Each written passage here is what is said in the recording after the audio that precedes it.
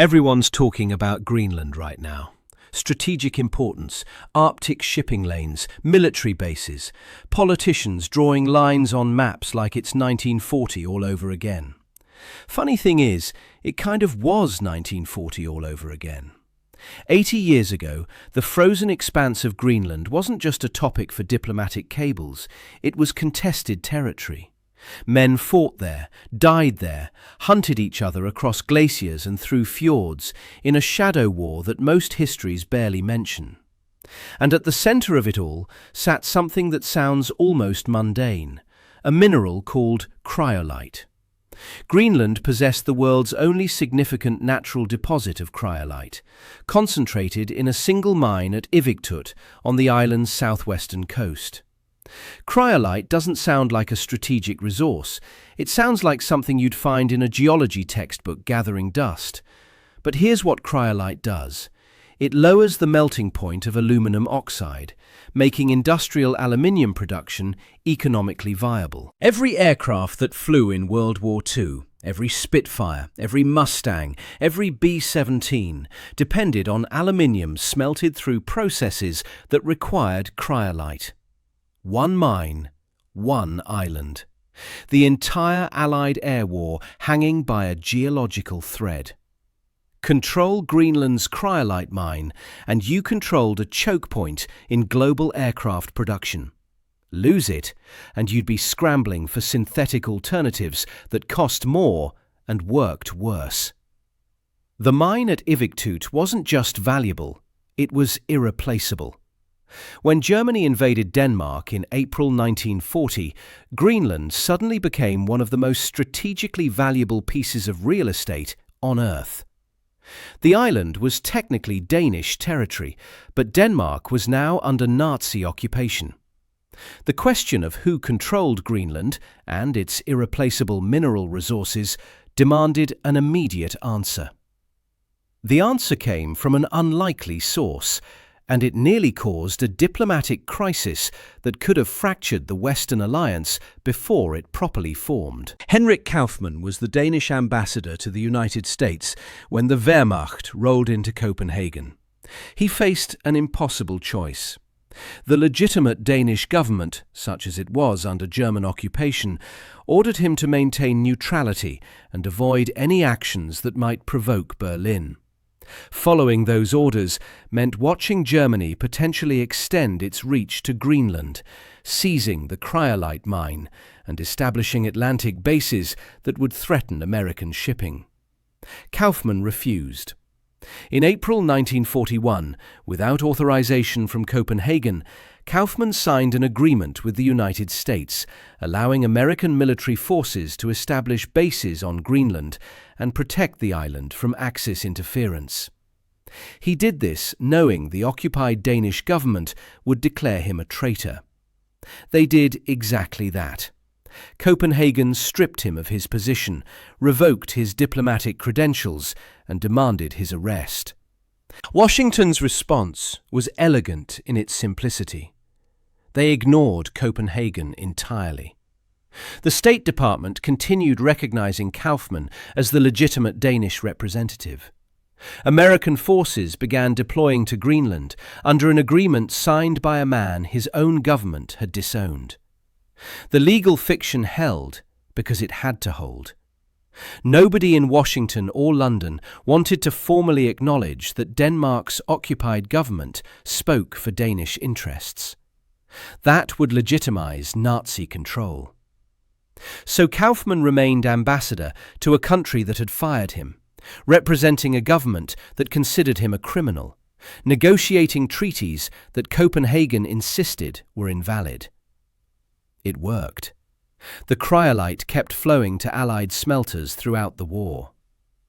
But the diplomatic gymnastics required to maintain this arrangement created friction that persisted for years. Some Danish officials never forgave Kaufmann for acting without authorization, even if his actions ultimately served Danish interests. Some American officials treated Greenland as essentially American territory, barely consulting Danish representatives on decisions that affected the island's population. The Greenlanders themselves, the Inuit communities who had lived on the island for centuries, found themselves caught between colonial powers arguing over their homeland. Danish administrators insisted on maintaining traditional authority structures. American military commanders wanted efficiency and cooperation, not complicated negotiations over hunting rights and settlement patterns. The war brought jobs and infrastructure to Greenland, but it also brought thousands of foreign soldiers, new diseases, and social disruptions that would reshape Greenlandic society for generations. None of this made the history books. The diplomatic maneuvering, the cultural clashes, the quiet resentments, all of it vanished beneath the larger narrative of Allied cooperation against fascism. But on the ground in Greenland, the situation was messier than any official account suggests. Signing papers in Washington didn't secure Greenland's 1,000-mile coastline of fjords and glaciers. That required men on the ground, or, more accurately, men on dog sleds. The Sirius Sledge Patrol sounds like something from a different century. A handful of Danish naval personnel and Greenlandic hunters travelling by dog sled across some of the most forbidding terrain on Earth, tasked with monitoring the entire northeastern coast for signs of German activity. They carried rifles. They lived in isolated hunting stations scattered along hundreds of miles of coastline. They communicated by radio when the weather permitted, which wasn't often. These weren't soldiers in any conventional sense. They were trappers, hunters, men who knew how to survive in an environment that killed the unprepared within hours. Their enemy wasn't primarily German troops, it was the land itself, the cold, the isolation, the sheer, brutal indifference of the Arctic. The patrol operated in two-man teams, each responsible for a section of coastline that would take weeks to traverse. They travelled with dog teams of 12 to 14 animals, carrying supplies for months of independent operation. When they reached a hunting station, they'd rest, resupply from cached provisions, and radio their observations before moving on. The distances involved were staggering. A single patrol route might cover 500 kilometres through terrain that offered no shelter, no rescue, no margin for error. Ib Poulsen and Marius Jensen, Eli Knudsen and Peter Nielsen. These names don't appear in most World War II histories, but these men spent years living on the edge of survival, watching for enemies who might never come, knowing that if enemies did come, they'd be outgunned and probably outnumbered. Their weapons were hunting rifles, their transport was dog sleds. Their communication was sporadic radio contact with bases hundreds of miles away. The patrol's existence depended on skills that no military academy could teach. How to read ice conditions, how to navigate without landmarks in blowing snow, how to keep dogs healthy on long journeys, how to find food when supplies ran low. The Greenlandic members of the patrol brought knowledge accumulated over generations. The Danish naval personnel brought military discipline and communication equipment. Together, they created something unique, a reconnaissance force that could operate where no conventional military unit could survive. German intelligence knew the patrol existed. They studied its patterns, identified its stations, calculated when and where patrol teams might be vulnerable. This wasn't random conflict. This was careful planning by both sides, each trying to outthink the other across distances measured in frozen wilderness. The Germans came anyway. Throughout 1942 and 1943, German weather teams established stations along Greenland's eastern coast. The names sound almost romantic. Weather Station Basgeige, Weather Station Holzauge, Weather Station Edelweiss. Each represented months of planning, dangerous U-boat supply runs through Allied patrolled waters, and teams of men volunteering to spend months in isolation at the edge of the inhabitable world. The weather data these stations transmitted was genuinely valuable. Atlantic convoy routes depended on accurate forecasting. U-boat operations required knowledge of storm patterns and visibility conditions. The meteorological observations flowing from Greenland's coast helped German naval commanders position their submarines for maximum effectiveness against Allied shipping. But the stations served another purpose that most histories overlook. For certain factions within the Luftwaffe, Greenland represented something beyond weather forecasting. The island sits roughly 2,500 kilometers from New York City. That distance transformed the impossible into the merely difficult. German planners had been developing the America bomber program since 1938. Ultra-long-range aircraft capable of striking the continental United States. The technical requirements were staggering. Round trips of 11,000 to 12,000 kilometers, carrying meaningful bomb loads. From bases in occupied France, such missions pushed the absolute limits of what any aircraft could achieve. From Greenland, the math changed completely. If Germany could establish reliable forward positions, refueling points perhaps, or even temporary airfields, the industrial heart of the American war machine might come within range. The Brooklyn Navy Yard, with its 70,000 workers and battleship production. Republic Aviation's Farmingdale facility churning out P-47 Thunderbolts. The aircraft factories and refineries that powered the Allied war effort. This was fantasy dressed as planning. Germany never had the resources to build the infrastructure that would transform Greenland's coast into operational airbases. The weather stations could barely maintain themselves through Arctic winters. Building runways and fuel depots would have required logistics Germany couldn't spare from the Eastern Front. But the dream persisted, and it gave the Greenland weather stations significance beyond their meteorological value. They were reconnaissance for operations that would never happen, advanced positions for an offensive that existed only in planning documents. The Messerschmitt Me-264 first flew in December 1942. Purpose-built for transatlantic missions, wingspan of 43 meters, 4 engines. The Junkers Ju-390 offered a 6-engine alternative. 3 prototypes consumed engineering talent and aluminium, while the Wehrmacht bled at Stalingrad. Every one of those prototype bombers required aluminium, and aluminium production required cryolite, the same cryolite that came from Greenland's Ivigtut mine. The mine that Germany couldn't access because the Americans had secured the island. The strategic irony writes itself. In March 1943, the Shadow War turned lethal. A German weather team discovered the Sirius patrol station at Eskimones and attacked it.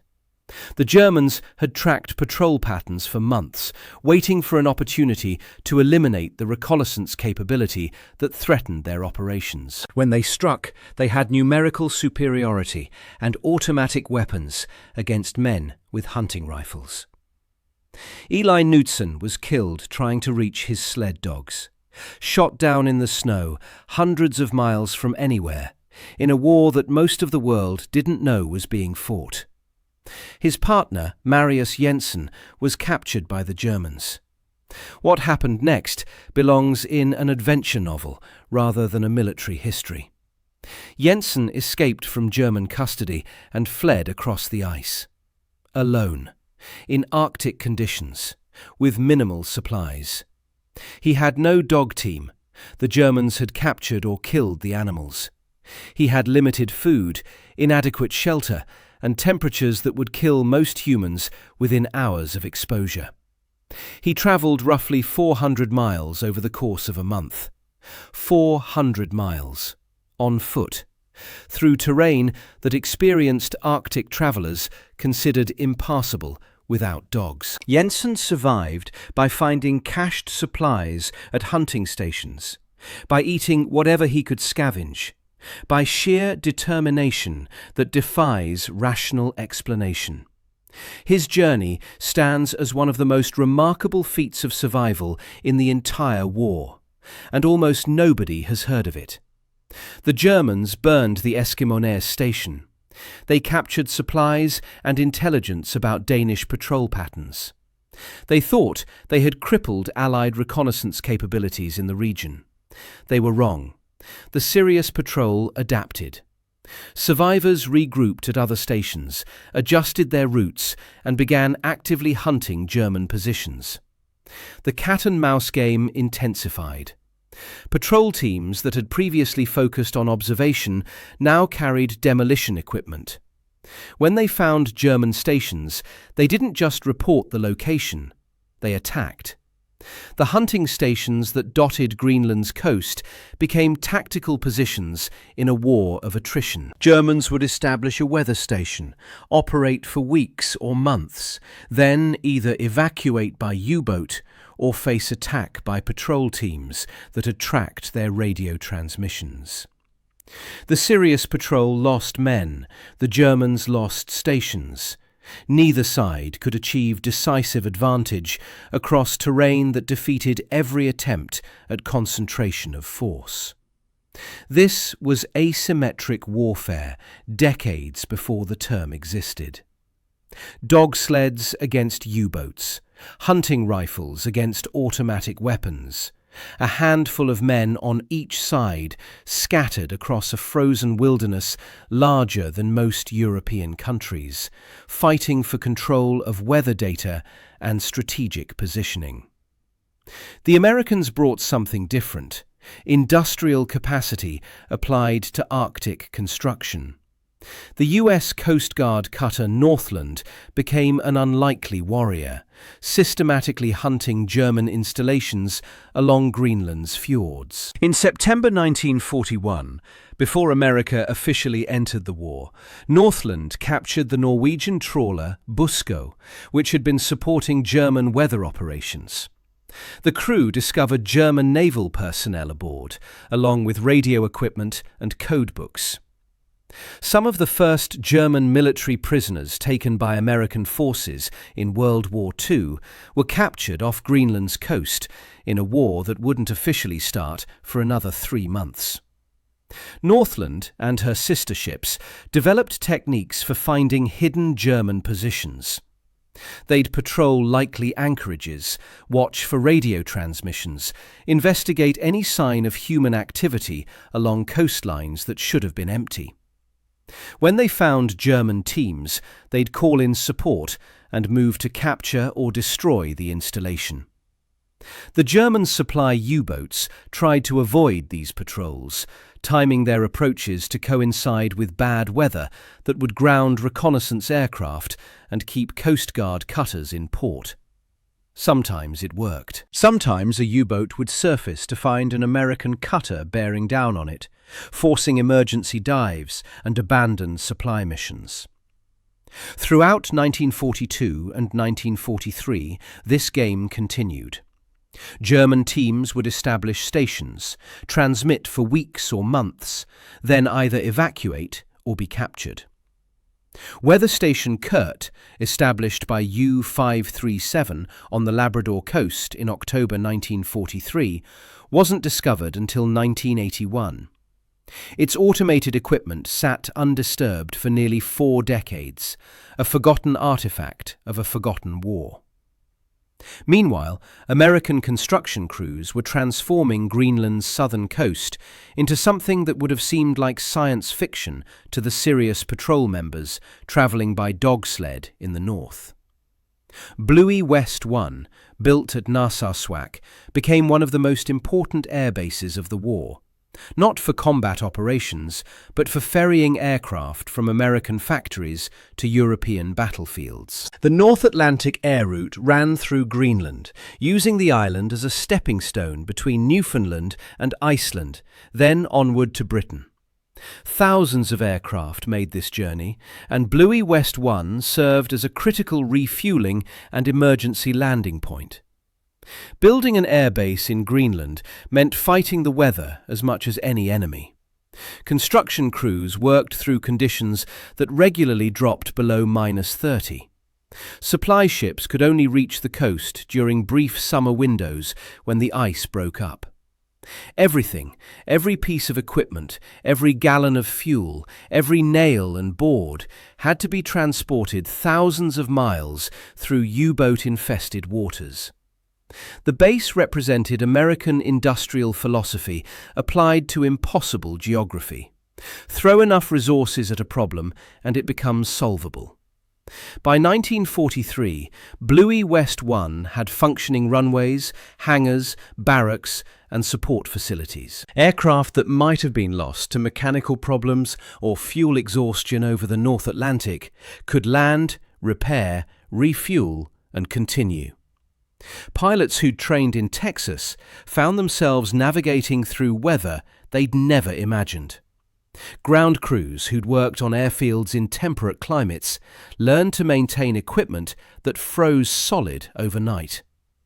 The base's existence required constant adaptation, constant improvisation, constant struggle against an environment that punished every mistake.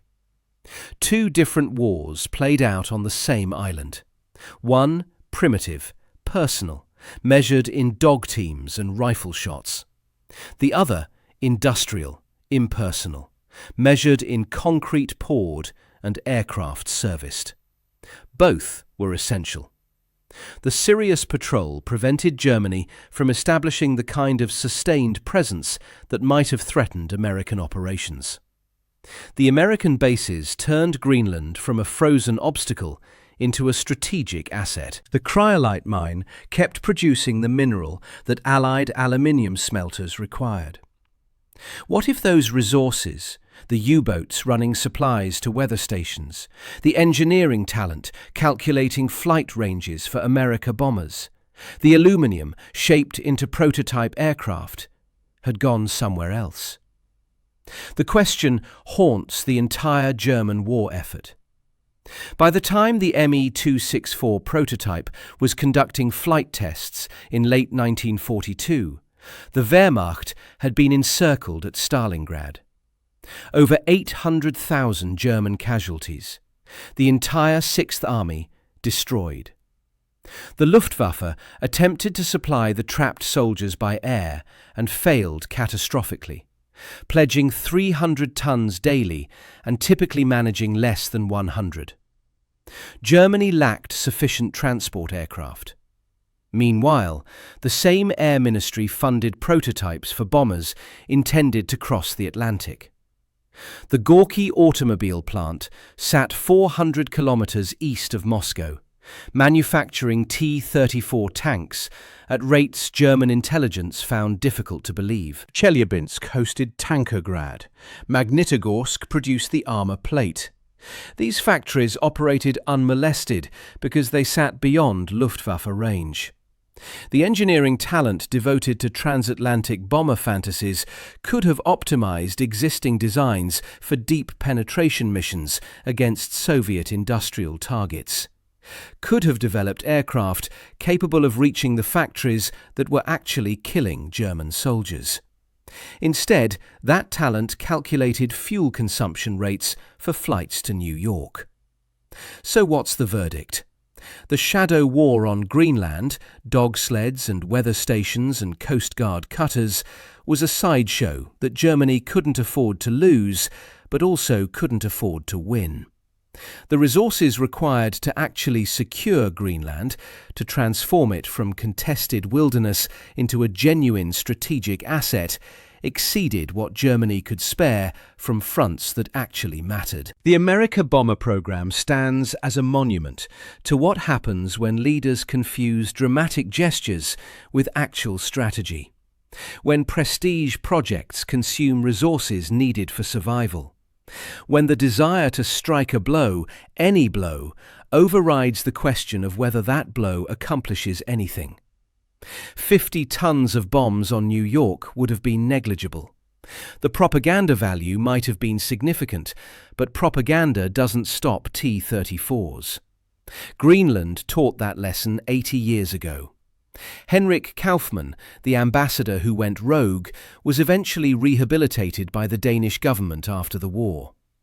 The Sirius Patrol still exists, still patrolling Greenland's northeastern coast by dog sled, the only military unit in the world that operates this way. The cryolite mine at Ivigtut closed in 1987, its deposits exhausted, synthetic alternatives having long since replaced the natural mineral. The strategic geography hasn't changed. Greenland still sits between continents, still dominates Arctic shipping routes, still matters to military planners calculating distances and response times. Politicians are drawing lines on maps again.